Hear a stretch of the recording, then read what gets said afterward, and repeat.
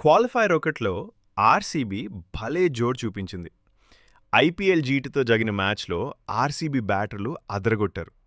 Toss ఓడి తొలుత batting దిగిన బెంగళూరు 20 ఓవర్లలో 254 స్కోర్ చేసింది.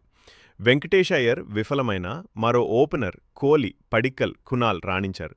కెప్టెన్ రజత్ పాటిదార్ చెలరేగడంతో జీటీకి ఆర్సీబీ భారీ టార్గెట్ సెట్ చేసింది. లక్ష్య ఛేదనలో జీటీ బ్యాటర్లు సడబడ్డారు. సాయి సుదర్శన్, గిల్, జోస్ బట్లర్ పరుగులు చేసినా లాభం లేకుండా పోయింది. చివర్లో తివాటియా మెరుపులు మెరిపించిన ఆర్సీబీ బౌలర్ల దాటికి జీటీ 162 పరుగులకు ఆలౌట్ అయింది. ఆర్సీబీ బౌలర్లలో డఫీ 3 వికెట్లు తీశాడు. భువనేశ్వర్ 2, హ్యాజిల్వుడ్ 1, రసిక్ మరియు కృణాల్ పాండ్యా తలో 2 వికెట్లు తీసుకున్నారు. దీంతో ఆర్సీబీ నేరుగా ఫైనల్లో అడుగుపెట్టింది.